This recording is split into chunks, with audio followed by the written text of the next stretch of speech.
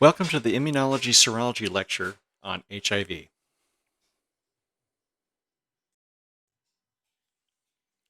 The first case of AIDS in the U.S. was reported to the CDC in June of 1981. Since then, the disease has reached pandemic proportions throughout the world. In some areas of West Central Africa, it is estimated that over 50% of the population is HIV positive. According to the U.S. Department of Health and Human Services, there were approximately 38 million people worldwide with HIV/AIDS in 2019. Of these, 36.2 million were adults and 1.8 million were children, as defined as being under 15 years old. This is down from 42 million people worldwide in 2002. Statistics published by the World Health Organization show that there were 690,000 deaths due to HIV in 2019. This represents the 14th straight year of declining mortality and is now the 11th leading cause of death worldwide. In the U.S., HIV has been primarily a disease among male homosexuals and IV drug users. However, infections among females is rising and is expected to keep rising. In areas like Africa, the number of infected females and males is approximately equal. Worldwide, 85% of cases are due to heterosexual contact. It should be noted that the presence of other diseases like syphilis, gonorrhea, genital herpes increases the likelihood of contracting HIV due to inflammation and disruption of mucosal membranes and activation of immune cells.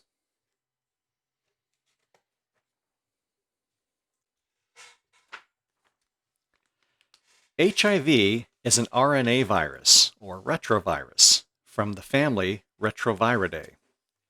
There are two subgroups in this family: oncoviruses, onco meaning tumor, and lentiviruses, lenti meaning slow. The oncoviruses include both HTLV1, or adult T-cell leukemia, and HTLV2, which is linked to hairy cell leukemia. They do not kill the cells they infect, but rather they use the cell to produce new viruses and in the process release oncogenes, or genes that cause cancer, into the cell, which can induce malignancy. The lentiviruses include HIV-1 and HIV-2. HIV-1 is more widespread and accounts for the majority of HIV infections throughout the world. HIV-1 is further classified into groups M, N, O, and P. Of these groups, Group M is responsible for most of the HIV infections worldwide and contains 9 subtypes: A through D, F through H, and J and K. Subtype B is the most common subtype in the US, while groups N through O are most common in West Africa. Because HIV-1 is more prevalent worldwide, most of our knowledge is based on studies of this strain, which is the major cause of acquired immunodeficiency syndrome, or AIDS. HIV-2 is endemic to West Africa and was discovered in 1986. It is transmitted in the same manner as HIV-1, but has a longer asymptomatic phase, lower viral loads, and a lower mortality rate. It still progresses to AIDS, though, like HIV-1.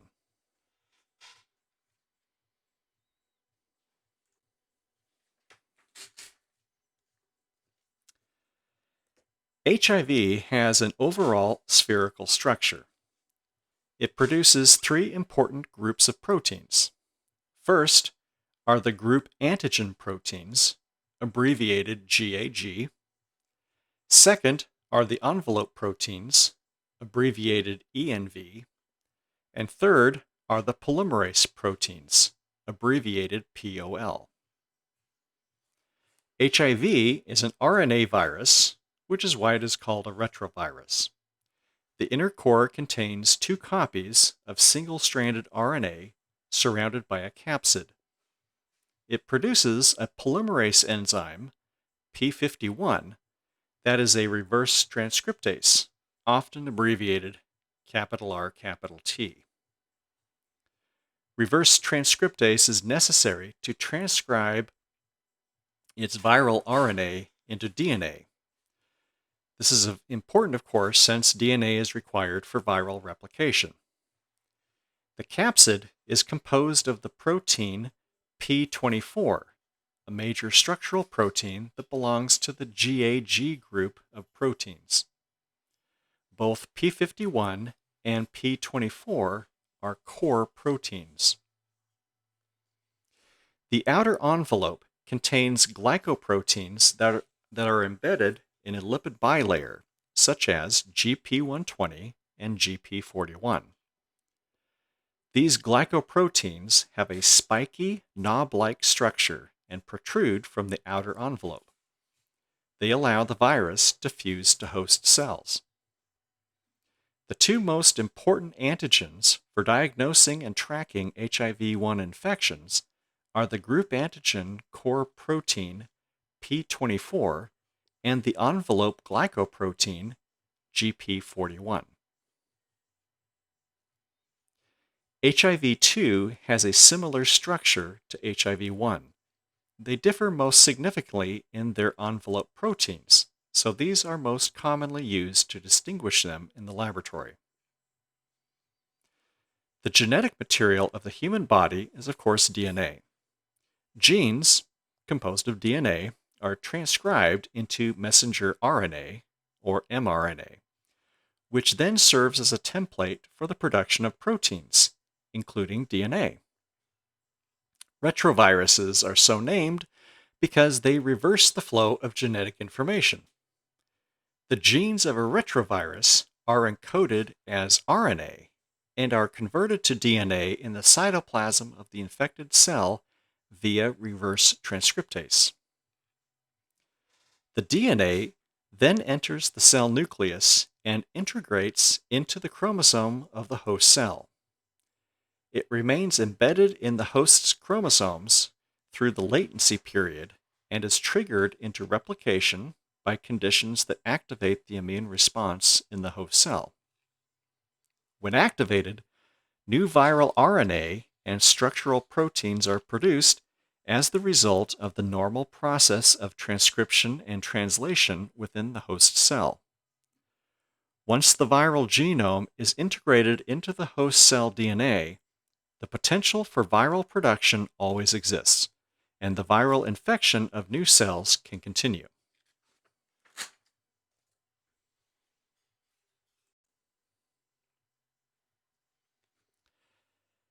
HIV can infect many cell types, but prefers CD4 positive T lymphocytes, also called T helper cells.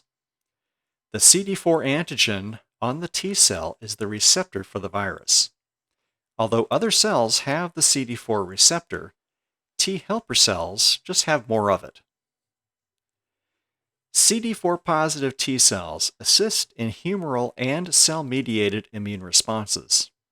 Although CD4 positive T cells are the preferred host cell, macrophages are believed to be responsible for the spread of the virus throughout the body. The HIV-1M subgroup are responsible for the majority of HIV infections and possesses important receptors that are necessary for infecting a host cell. While the binding of GP12 to CD4 receptors facilitates attachment to the cell, entry requires the host cell to possess a specific co-receptor. For example, the co-receptor CCR5 allows the virus to enter into macrophages, while CXCR4 allows entry into T cells. An interesting case was described in an HIV-positive patient from Berlin. The patient received a bone marrow transplant for acute myeloid leukemia, which was unrelated to his HIV infection. The The patient's oncologist looked for a bone marrow match that had a mutation in the CCR5 gene. Thus, the T cells wouldn't possess this co-receptor. It was initially believed that the patient was cured of HIV due to the bone marrow transplant.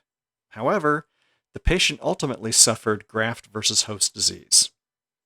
It has since been shown in 6 other people who had HIV and subsequently suffered through graft versus host disease that they were also cured of HIV, but their bone marrow transplants didn't include the mutation in the CCR5 gene.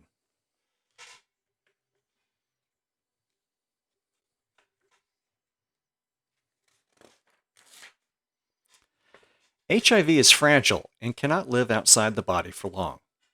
This is the main reason why it can't be transmitted through day-to-day human contact activities such as shaking hands, hugging, or a casual kiss. Neither can it be transmitted by contact with objects such as a toilet seat, drinking fountain, doorknob, dishes, drinking glasses, food, or pets. It is also not a vector-borne disease, which means HIV cannot be transmitted by mosquitoes. HIV is mainly found in concentrations that are high enough for transmission in blood, semen, and vaginal fluid, and can be transmitted in 3 main ways: having vaginal, oral, or anal sex with someone infected with HIV, sharing needles and/or syringes with someone infected with HIV, or exposure of the fetus or infant to HIV before or during birth, or through breastfeeding. The risk of congenital transfer is greatly reduced if the mother is taking antiretroviral medications. HIV also can be transmitted through blood infected with HIV. Since 1985, all donated blood and blood products, like clotting factors in the United States, are tested for HIV. Therefore, the risk for HIV infection through the transfusion of blood or blood products in the U.S. is extremely low. Note that relatively few body fluids actually can transmit the virus unless they contain visible amounts of blood. 2 factors determine the ability of the virus to be transmitted from one individual to another: the concentration of viral particles contained in the contaminated fluid, and the viability of the virus outside of a host cell. In the case of HIV, the concentration of the virus is relatively low in fluids other than blood, semen, vaginal fluids, and breast milk, and the virus is extremely fragile outside of the host cells in which it replicates.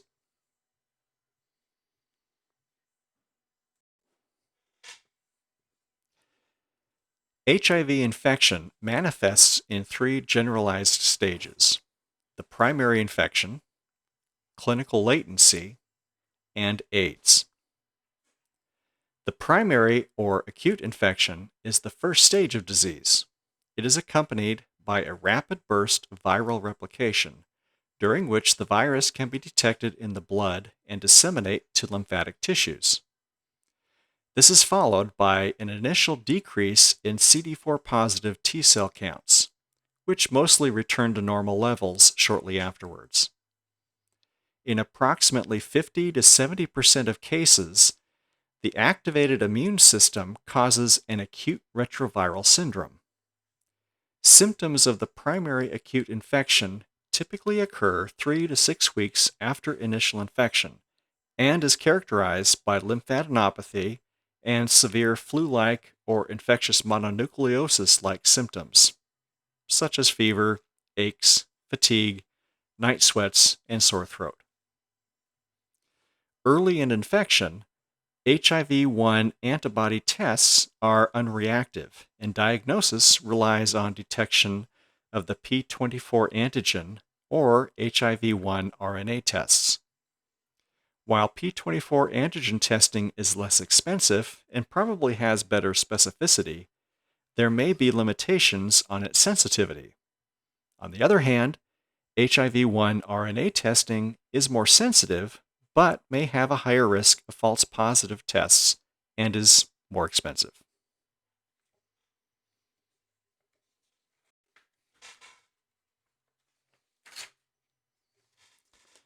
Following the acute retroviral syndrome, the virus becomes integrated into the genetic material of CD4 positive cells.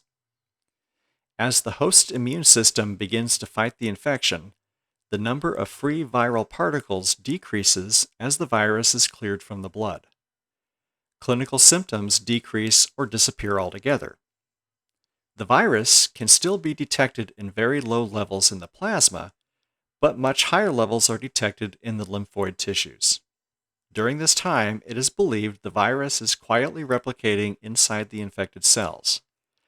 This is the latent period. CD4 positive T cell counts remain stable through a variable time period, but then progressively start to decline. Use of antiretroviral medications often results in decreased viral replication and prolongation of the latency period. A small proportion of individuals may demonstrate normal or slightly decreased CD4 cell counts, low viral loads, and are asymptomatic for 10 years or more without antiretroviral treatment. These patients are referred to as long-term non-progressors, or LTNP. The infection in untreated individuals will progress and develop into AIDS, or acquired immune deficiency syndrome.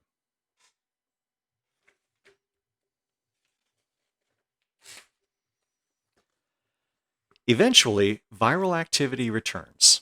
CD4 positive cells are destroyed as the virus continues to replicate and destroys the immune system. As a result, the individual becomes susceptible to many opportunistic infections that healthy people would normally fight off or not become infected with at all. Historically, HIV-positive individuals were diagnosed with AIDS once the absolute CD4 positive cell counts dropped below 200 per microliter.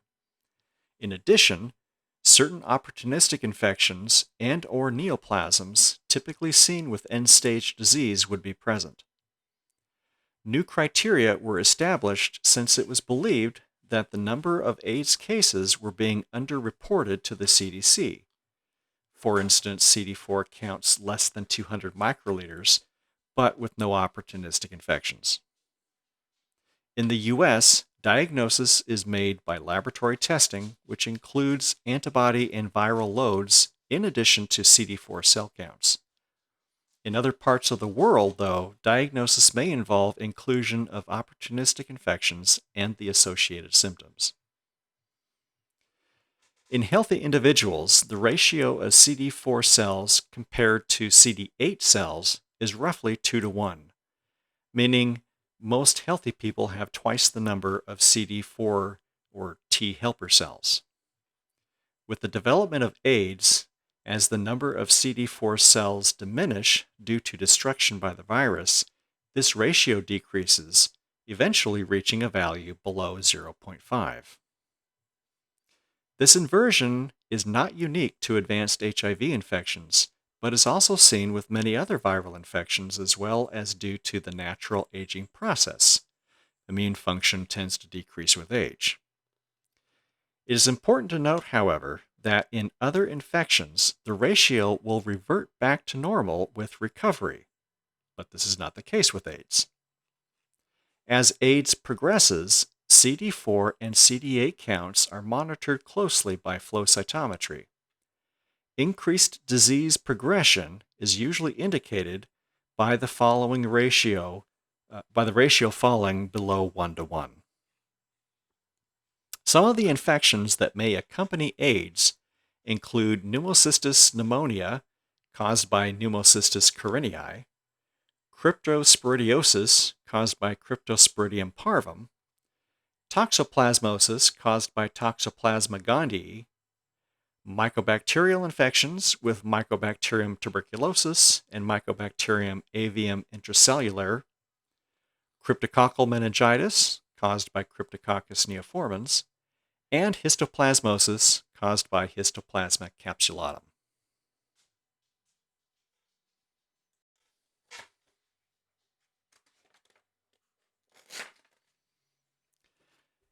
Kaposi sarcoma is caused by human herpes virus 8 and is found in saliva. The virus is typically benign, and people infected with it don't usually develop cancer, except when their immune system is failing. Lesions typically develop on the skin and look like a bruise, but the appearance of lesions is variable, and they can develop internally, such as the mouth, lungs, liver, and digestive tract. The invasive lesions of Kaposi sarcoma are peculiar to AIDS and is generally now associated with being infected with HIV. Before the onset of the AIDS pandemic, Kaposi sarcoma was an uncommon malignancy found mainly amongst Mediterranean men, African children, and Ashkenazi Jews, but became the most common neoplasm found in those with AIDS.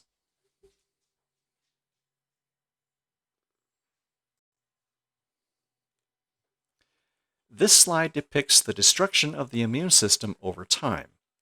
It is important to make the distinction between HIV and AIDS. Being HIV positive only means that the patient is infected with the virus. Having AIDS, though, means the patient is experiencing the disease.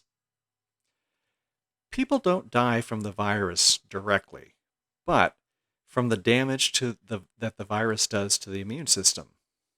The final stage of infection is AIDS, which is an almost total destruction of the immune system and inability to fight off opportunistic infections and cancers.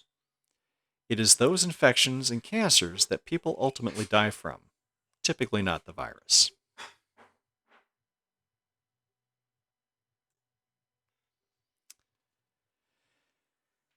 Viral RT, or reverse transcriptase, creates double-stranded DNA from an RNA template. But the enzyme has a very high error copying mechanism due to being an RNA polymerase, along the order of 10 to the third to 10 to the fourth, versus a DNA polymerase, which has an error rate of about 10 to the eighth or higher.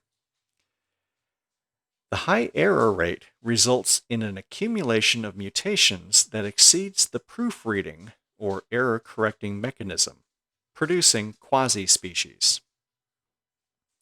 So, the virus enters the body and undergoes a burst of replication. This is detected by the presence of P24 antigen and viral RNA in the serum. The host immune response kicks in, CD4 positive T cells, and initially slows viral replication. B lymphocytes then produce anti-HIV antibodies within around 6 weeks. The first antibodies that are detected are against GP41, followed by anti-P24, a core antigen, and then antibodies against other envelope and polymerase antigens can be detected. At this stage, the P24 antigen is no longer detectable and remains undetectable until the onset of disease. Most immunogenic proteins are in the viral envelope and stimulate production of neutralizing antibodies, which tend to show up 2 to 3 months after the infection. At the onset of disease, CD4 counts begin to diminish. The core P24 antigen becomes detectable, and the core antibody, anti-P24, will decrease. Eventually, the envelope antibody, anti-GP41, will also decrease due to the compromised immune system. Because CD4 positive T cells play a role in regulating the activities of both B and T lymphocytes, destruction of CD4 positive T cells by HIV causes a decrease in both humoral and cellular immune responses.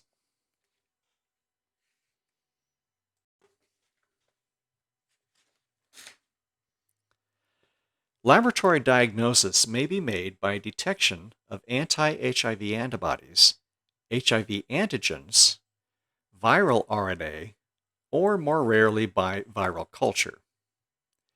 Antibodies are usually produced and detectable within about 3 months.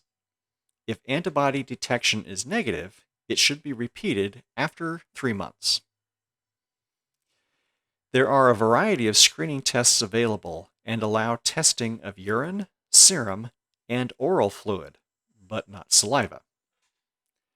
Confirmation is made by nucleic acid testing, as the Western blot was discontinued for this purpose in 2015. CD4 positive T cell counts by flow cytometry can be helpful in the diagnosis of AIDS, but it is mostly used to monitor the progression of the disease and response to treatment.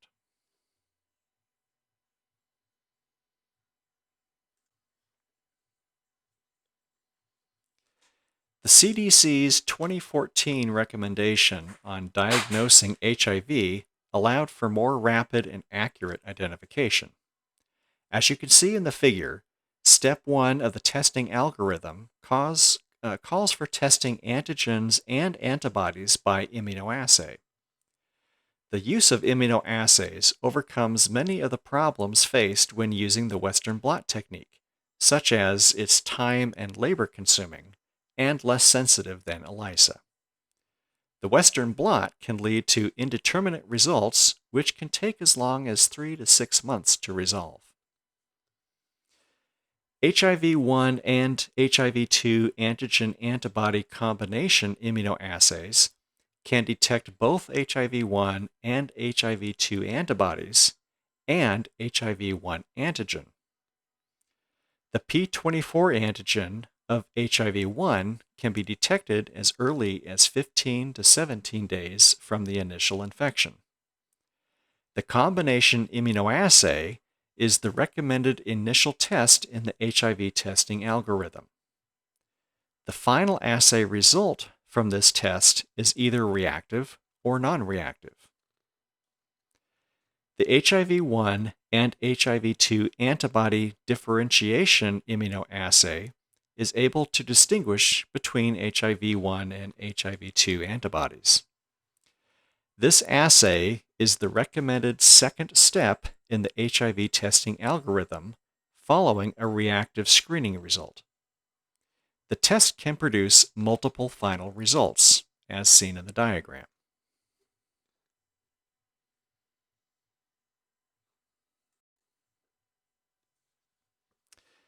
Detection of anti-HIV antibodies is most commonly performed by ELISA. There are several EIA tests available, including tests designed for use with urine, serum, or plasma samples. ELISA is also the most common method employed in screening procedures for prospective blood donors. A positive screening test must be followed by a confirmatory test. HIV antigens may be detected in infected lymphocytes by immunofluorescence assay, or IFA. Viral load assays are typically performed using a nucleic acid amplification test. PCR can detect HIV infections in very early stages before the first antigen marker, which is P24, is detectable. Viral culture of HIV is difficult, slow, and expensive. Though it is the gold standard for identification of HIV infection in research laboratories, it is highly impractical in the clinical lab.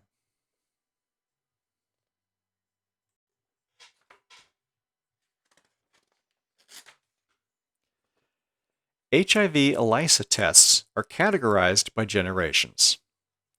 First and second generation assays are indirect binding assays. The first generation assay only detects anti-HIV-1 antibodies, whereas the second generation assays will detect both anti-HIV-1 and anti-HIV-2 antibodies. The third generation assays are sandwich assays and will detect both anti-HIV-1 and anti-HIV-2 antibodies within about 3 to 6 weeks of infection. They also have increased sensitivity and specificity at around 100% and 99% respectively. Fourth generation assays are also sandwich assays and were included in the 2014 recommendations. However, they do not differentiate between anti-HIV-1 and anti-HIV-2 antibodies. And finally, the fifth generation assays will differentiate between anti-HIV-1 and anti-HIV-2 antibodies.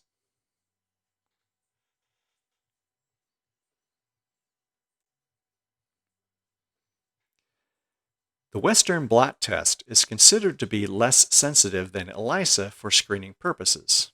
It was, however, frequently used for confirmatory testing from 1985 through 2014. The Western blot can provide an antibody profile of a patient sample. A problem that may be encountered, though, is when only some of the bands required for confirmation are present. This scenario does not meet the criteria for a positive test and therefore is an indeterminate result. Antibodies to the P24 and P55 antigens appear early after exposure, but decrease or become undetectable as clinical symptoms of AIDS appear. Antibodies to envelope proteins GP41, GP120, and GP160 appear slightly later, but remain throughout all disease stages. In the performance of the Western blot, the HIV major proteins P24, GP41, GP120, and GP160 are separated electrophoretically and then blotted onto nitrocellulose sheets. The patient's serum is then flooded onto the nitrocellulose and incubated, allowing any antibodies in the patient's serum to react with the separated antigens on the blot. If anti-HIV antibodies are present, they will bind with the proteins on the blot and become detectable by adding an enzyme labeled AHG, or anti-human globulin. Substrate is added after removing excess or unbound AHG. In the figure shown, lane 1 is a high positive control. Lane 2 is a low positive control. Lane 3 is a negative control. And lane 4 is a patient sample. The patient is considered HIV positive if bands are present for GP41, P24, GP120, and GP160. As you can see in this example, the patient in lane 4 is HIV positive.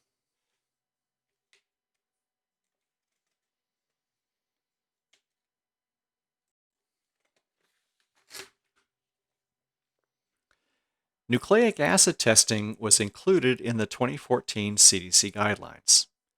Tests may be qualitative and can also be used as a screening test. These tests are highly sensitive and are able to determine positivity in as little as 10 days after infection. Additionally, they can help resolve discrepant results obtained from other tests.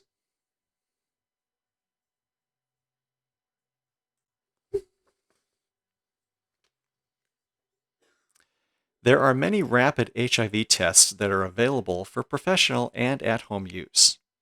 These tests can be especially useful in resource-limited settings as they do not require expensive equipment or highly trained personnel to perform. These rapid tests are not without problems, however. Several potential caveats exist, including the fact that negative results cannot rule out an early acute HIV infection. Also, tests that are purchased over the counter for at-home use may be performed incorrectly, leading to false results.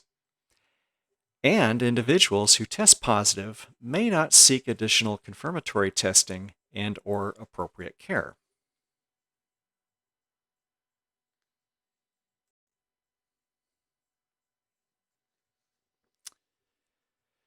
OraQuick Advance is a waived test that can be easily and rapidly performed in about 20 minutes using oral fluid. The same kit can also be used with blood from a finger stick or with plasma. The kit contains a testing device that has a pad at one of the ends. The pad is used to collect the sample by swabbing the upper and outer gums. The pad is then inserted into a vial containing a developer solution which facilitates the flow of the specimen into the device and onto the test strip. As it flows, it rehydrates the protein A gold colorimetric reagent contained in the device. As the specimen continues to migrate up the strip, it encounters the test zone, or T-zone. If the specimen contains anti-HIV antibodies, they will react with the antigens immobilized in the nitrocellulose membrane, and a reddish-purple line will appear.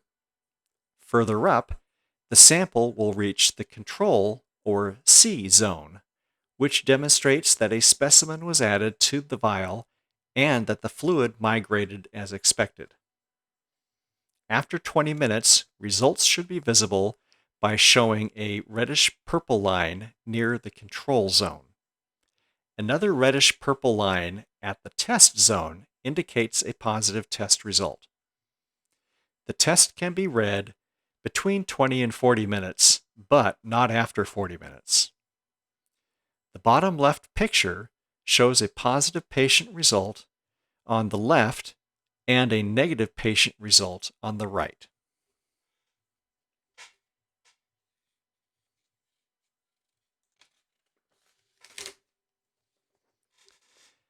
Treating patients with low CD4 counts and positive for HIV primarily consists of antiretroviral therapy. The therapy regimen may consist of several types of drugs, including, but not limited to, nucleoside analog reverse transcriptase inhibitors, non-nucleoside reverse transcriptase inhibitors, protease inhibitors, integrase inhibitors, fusion inhibitors, and co-receptor inhibitors. Treatment with multiple drugs, or a drug cocktail if you will, is often more effective than use of a single drug, as the cocktail approach typically results in better viral suppression and a lower chance of developing viral resistance. CART, or combination antiretroviral therapy, has been shown to increase patient survival from 26 weeks to over 50 years.